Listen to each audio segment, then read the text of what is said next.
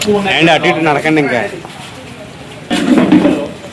EO గారు, మీరు, నేను, యానిమల్ లవర్స్ కూర్చొని స్కూల్స్లో కూడా ఒక యాక్షన్ ప్లాన్, టీచర్స్ కూడా ఎవ్రీడే క్లాస్లో డాగ్స్ తోటి ఎలా ఉండాలి, మీరు యానిమల్స్ తోటి ఎలా ఉండాలి, వాటిని రెస్పెక్ట్ ఇవ్వాలి, వాటి జోలికి వెళ్ళకూడదు అని బిహేవియర్ ప్యాటర్న్స్లో ఎలా ఉండాలని కూడా ఎడ్యుకేట్ చేయిద్దాం. అది మంచి ఐడియా. అప్పుడు చేయడం వల్ల మీకు చిన్న చిన్న ఇవి కూడా ఇన్సిడెంట్స్ తగ్గుతాయి, డాగ్ బైట్స్ ఇవన్నీ.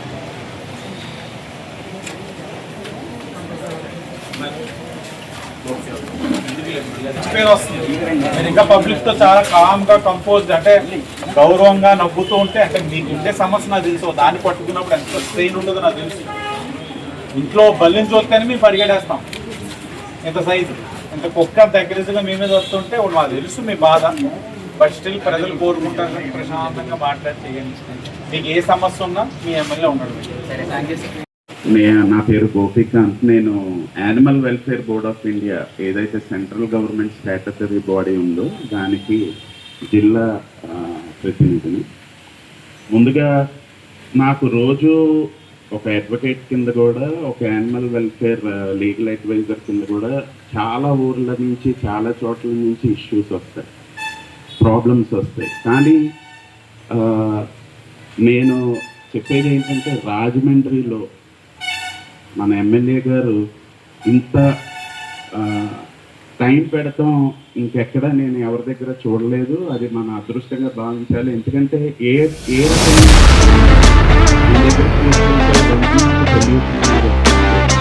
దీనికి చాలా కృతజ్ఞతలు తెలపాలి. ఎందుకంటే నాకు వచ్చే సమస్యలు ఆంధ్రానే కాదు, తెలంగాణ కాదు, మిగతా సౌత్ స్టేట్స్లో కూడా వస్తున్నాయి. కానీ ఇంతగా ఒక ఎమ్మెల్యే గారు యానిమల్ బర్త్ కంట్రోల్ మీద ప్రెస్ మీట్లు పెడతాం కానీ, వాటి యొక్క ఏబీసీ సెంటర్ మీద దృష్టి పెట్టడం కానీ నేను ఎక్కడా చూడలేదు.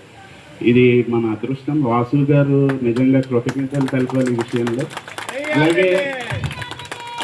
అలాగే ఇంకో విషయం ఏంటంటే, కుక్కలు చిన్నపిల్లల్ని ఎందుకు అటాక్ చేస్తున్నాయంటే, వాళ్ళ యొక్క హైట్ని బట్టి చిన్నగా ఉంటారు, వాళ్ళ హైటు వాళ్ళకి నార్మల్గా ఆకతాయికతనంగా పరిగెడటమో, లేదా ఏ కళ్ళల్లో కళ్ళు పెట్టి ఏదో చేయటం, కొంచెం కవ్వించటం వల్ల ఆ హైట్ వాళ్ళకి అటాకింగ్కి ఈజీగా ఉంటుంది. కాబట్టి తల్లిదండ్రులకి ఒకే సూచన, సమ్మర్ టైంలో కానీ అసలు పిల్లల్ని బాధ్యతగా బయటకి రోడ్ల మీద వదలకండి. ఎందుకంటే కుక్కలనే కాదు, ఏ రకమైన ఈరోజు వెహికల్స్కి అయినా యాక్సిడెంట్లు అవ్వచ్చు.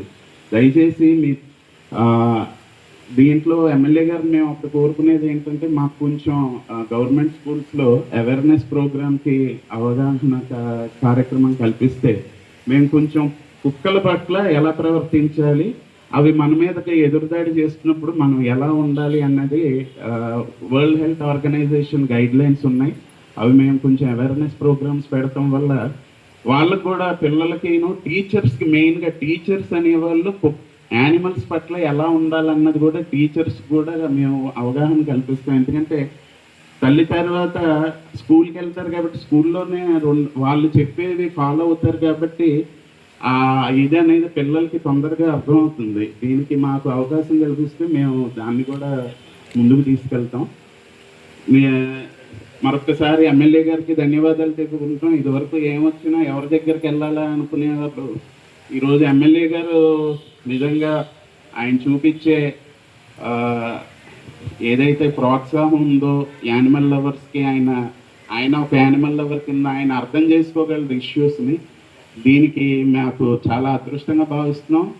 నేను ఒక జిల్లా రిప్రజెంటేటివ్ రాజమండ్రిలో ఉంటాం, అది నాకు ఇంకో అదృష్టంగా భావిస్తున్నాం. Thank you.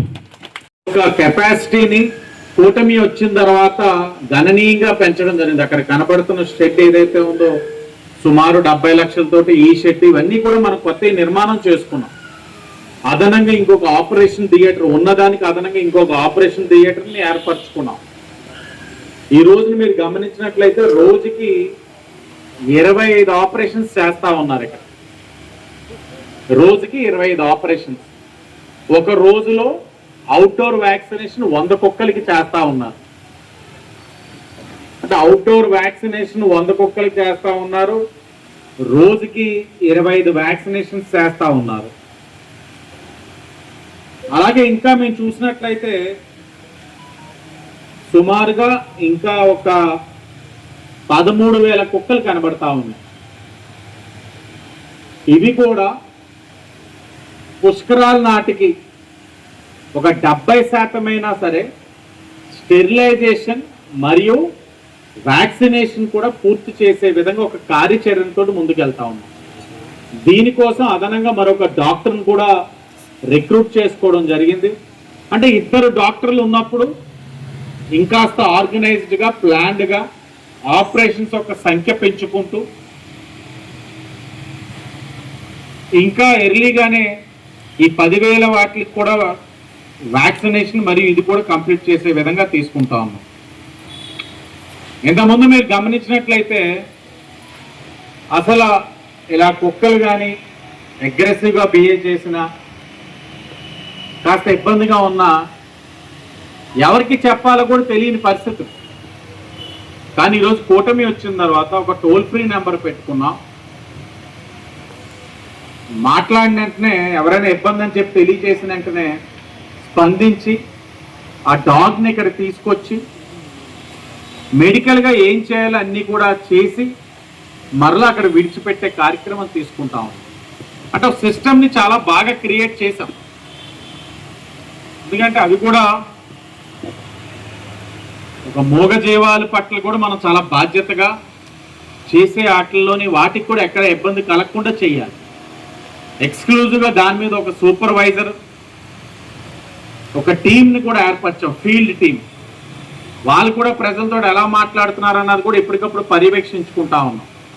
ఈ మధ్యకాలంలో యానిమల్ లవర్స్తో మీటింగ్ పెట్టుకున్నప్పుడు ఎంహెచ్ఓ గారు ఇక్కడ ఉన్న డాక్టర్స్తో వాళ్ళు కొన్ని సూచనలు ఇచ్చారు. ఈ డాగ్ క్యాచర్స్ ఎవరైతే వెళ్తా ఉన్నారో పబ్లిక్తో కాస్త పొలైట్గా మాట్లాడట్లేదు అన్నప్పుడు తక్షణమే వాళ్ళని మార్చి పబ్లిక్తో చాలా పొలైట్గా మాట్లాడాలని అక్కడికక్కడే యానిమల్ లవర్స్ ఇచ్చిన సూచనలకి పరిష్కారం కూడా చూపించడం జరిగింది. ఈ మధ్యకాలంలో మనం చూస్తూ ఉన్నాం, ఓడిపోయిన కొంతమంది ఖాళీగా ఉండి ఎండాకాలం ఆవులకి గడ్డి లేదు, కుక్కలకి నీళ్ళు లేదు, ఏం చేస్తున్నారని అంటున్నారు. వాళ్ళు నిద్రపోయి సడన్గా లేచి వచ్చి ఏదో ఒకటి మాట్లాడాలి కదా అని మాట్లాడుతున్నారు. కానీ వాళ్ళ 5 సంవత్సరాలు అధికారంలో ఉన్నప్పుడు అసలు ఏపీసీ సెంటర్ ఎలా ఉండేది, యానిమల్ బర్త్ కంట్రోల్ సెంటర్ ఎలా ఉండేది, వైఎస్ఆర్సీపీ అధికారంలో ఉన్నప్పుడు ఇక్కడ ఎన్ని కెనాల్స్ ఉండేవి, ఎన్ని ఆపరేషన్ థియేటర్స్ ఉండేవి. ఇక్కడ పక్కన ఎండీస్ పేట ఉంటుంది. వాళ్ళు ఎన్ని ఇబ్బందులు పడ్డారు. ఏ రోజైనా ఆ పేటలో ఉన్న వారితో మీరు కూర్చొని మాట్లాడారా? వైసీపీ పార్టీ వాళ్ళని అడుగుతా ఉన్నారు, వాళ్ళ సమస్యలపైన ఏ రోజైనా దృష్టి పెట్టారా?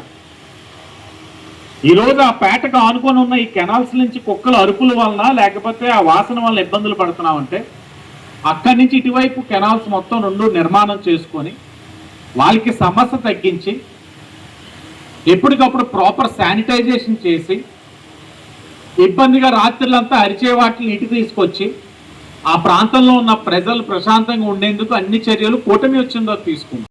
మీటింగ్ పెట్టి ఒక యాక్షన్ ప్లాన్తో నగరంలో ఉన్న 13 స్కూల్స్ అనుకుంటా సుమారు మన మున్సిపల్ స్కూల్స్ 13 స్కూల్స్లో కూడా మీకు ఒక షెడ్యూల్ ఇచ్చి యాక్షన్ ప్లాన్ మీరు డిఈఓ గారు ఎంహెచ్ఓ గారు కూర్చుందాం, మనం ఒక ప్లాన్ ఆఫ్ యాక్షన్ తోటి. తప్పకుండా మీరు ఇచ్చిన చాలా మంచి ఐడియా. స్కూల్లో టీచర్స్ కూడా ఎడ్యుకేట్ చేసి పిల్లల్ని ఆ జంతువుల దగ్గర ఎలా ఉండాలి, ఎలా మెలగాలి అన్నది కూడా తెలియజేయడం వల్ల మనం ఈ కుక్క కాటు కానీ ఇలాంటి సమస్యలు అరికట్టడానికి మనకు చాలా అవకాశం ఉంటుంది. అది కూడా మేము తప్పకుండా దగ్గరలోనే ఇంప్లిమెంట్ చేస్తాం. Thank you. ఈరోజు నగరంలో అనేకమైన స్వచ్ఛంద సంస్థల ఒక సహకారంతో ఇళ్ల ముందు డాగ్స్కి వాటర్ పెడుతున్నారు, వాటర్ కుండీలు పెడతా ఉన్నారు. జంతు ప్రేమికుల ఒక సహకారంతో ఆవులకి ఏ విధంగా చేయాలో ఆకలి తీర్చేందుకు అన్ని కార్యక్రమాలు కూడా చేస్తున్నాం. కానీ ఏదో మాట్లాడాలి కదా అని చెప్పి మాట్లాడితే ప్రజలు నవ్వుకుంటా ఉన్నారు. వెటర్నరీ హాస్పిటల్ ఉంది. గత 5 సంవత్సరాలు మీరు వెటర్నరీ హాస్పిటల్కి అభివృద్ధికి అయినా చేశారా? వైఎస్ఆర్సీపీ పార్టీ వాళ్ళు ఆత్మ పరిశీలన చేసుకోవాలి. ఈరోజు కూటమి వచ్చింది, ఎప్పుడూ లేని విధంగా 27 లక్షలతో 27 లక్షల సిఎస్ఆర్ నిధులతో యానిమల్స్కి ఎక్స్రే మరి స్కానింగ్ చేసే ఎక్విప్మెంట్ తీసుకురావడం జరిగింది. అది కూటమి ప్రభుత్వం ఒక చిత్తశుద్ధి. 27 లక్షలతో ఎప్పుడు చరిత్రలో లేదు. ఈ రోజున అదే ఎక్స్రే కానీ స్కానింగ్ కోసం కానీ అయితే విజయవాడకి వెళ్ళాల్సి వస్తుంది, లేకపోతే కాకినాడకి వెళ్ళాల్సి వస్తుంది. కానీ ఈరోజు అక్కడే చేయడం వల్ల యానిమల్ అవర్స్ ఆ కుక్కలు కానీ పిల్లలు కానీ అన్నింటినీ కూడా చిన్న దూడలు 3 months అన్న 3 months 3 years లోపు ఇక్కడే చేస్తున్నాం ఎక్స్రే కానీ స్కానింగ్. 27 లక్షలు సిఎస్ఆర్ నిధులతో తీసుకొచ్చాం. జంతువుల పట్ల అంత ప్రేమ ఉన్న వైఎస్ఆర్ కాంగ్రెస్ పార్టీ వారు మరి గత 5 ఏళ్ళుగా మీరు ఏం చేశారు? తేవాలన్నది మీకు అవగాహన లేదా, శ్రద్ధ లేదంటే ఓడిపోయిన తర్వాత బాధ్యత పెరిగిపోతాయా మీకు? ఇవన్నీ కూడా వాళ్ళు ఆలోచించుకోవాలి. మేము ఎప్పటికప్పుడు తీసుకోవాల్సిన జాగ్రత్తలు తీసుకుంటా ఉన్నాం. ఒక నాయకుడిగా సమస్య వస్తుంది ఇక్కడ అన్నది అవగాహన చేసుకొని రాకుండా ఏం చెయ్యాలో అవన్నీ కార్యక్రమాలు చేసుకుంటున్నాం, సమీక్షించుకుంటున్నాం, ఒక ప్రణాళికతో ముందుకు వెళ్తా ఉన్నాం. అలాగే ఈ యొక్క వచ్చే వారం రోజులు కూడా వాతావరణ శాఖ నుంచి హెచ్చరికలు ఉన్నాయి. ఎండ ఒక తీవ్రత ఎక్కువగా ఉంటుందని ప్రజలందరూ కూడా అప్రమత్తంగా ఉండి వారి యొక్క ఆరోగ్యం పట్ల శ్రద్ధ వహించాలని తెలియచేసుకుంటూ, అలాగే ప్రజలు గమనించాలి, ఎండ ఒక తీవ్రత ఎక్కువ ఉన్నప్పుడు ఈ యొక్క డాగ్స్ కూడా చాలా అగ్రెసివ్గా ఉంటాయి, బిహేవియర్ ప్యాటర్న్స్లో మార్పులు ఉంటాయి. కాబట్టి వాటిని కూడా మీరు గమనించి ఎక్కడైనా మీకు అగ్రెసివ్గా ఉన్నా బిహేవియర్ ప్యాటర్న్స్లో మార్పు ఉన్నా మీరు తక్షణమే టోల్ ఫ్రీ నెంబర్ తెలియచేయండి. డాగ్ క్యాచర్స్ వస్తారు, తీసుకొస్తారు, ఇక్కడ కెనాల్లో వాటికి అందించాల్సిన వైద్యం అందించి ప్రజలకు ఏ విధమైన ఇబ్బందులు కలగకుండా మీకు చేయాల్సిన కార్యక్రమం చేస్తామని కూడా తెలియచేస్తూ, అలాగే సమ్మర్ హాలిడేస్ తల్లిదండ్రులకు విజ్ఞప్తి చేస్తా ఉన్నా, కుక్కల మీద రాళ్ళు విసరడము, లేకపోతే నడుస్తూ నడుస్తూ పిల్లడు కాలుతో తన్నడం ఇలాంటివి చేయనివ్వకుండా పిల్లల్ని మీరు జాగ్రత్తలు వహించాలి. ఆడుకోవడానికి పిల్లల్ని బయటికి పంపిస్తారు, కానీ పంపించినప్పుడు వాళ్ళు ఆడుకుంటున్నప్పుడు ఆ జంతువులు జోలికి వెళ్లకుండా కూడా తగు జాగ్రత్తలు పిల్లలకి ఇవ్వాలని తల్లిదండ్రులు కూడా విజ్ఞప్తి చేసుకుంటూ ఈ ఏపీసీ సెంటర్ని అన్ని విధాలుగా కూడా అభివృద్ధి కూటమి ప్రభుత్వం వచ్చిన తర్వాతే జరిగింది. భవిష్యత్తు కూడా ఒక ప్రణాళికబద్ధంగా వెళ్తా ఉన్నాం. పుష్కరాల లోపు ఇంకా 13,000 ఏదైతే స్టెరిలైజేషన్ మరియు వ్యాక్సినేషన్ అవ్వాల్సిన కుక్కలు ఉన్నాయో ఆ డాగ్స్ సంఖ్య కూడా గణనీయంగా తగ్గించే విధంగా ఒక ప్రణాళికతో ముందుకు వెళ్తామని కూడా తెలియచేస్తూ నగర ప్రజలందరికీ కూడా తెలియచేస్తా ఉన్నా, హెల్ప్ లైన్ నెంబర్ని మీరు గమనించగలరు. నేను మరలా హెల్ప్ లైన్ నెంబర్ని ఈ యొక్క మీడియా సమావేశం ద్వారా ప్రజలకు తెలియజేస్తా ఉన్నా. హెల్ప్ లైన్ నెంబర్ వచ్చి 7093921991. హెల్ప్ లైన్ నెంబర్ వచ్చి 7093921991. దీనికి తప్పకుండా ఎక్కడైనా ఇబ్బంది ఉంటే ఫోన్ చేయండి, మీకు వెంటనే ఇక్కడ డిపార్ట్మెంట్ అటెండ్ అవుతారు, మీ సమస్యను కూడా పరిష్కరిస్తారని తెలియజేసుకుంటూ అందరికీ ధన్యవాదాలు.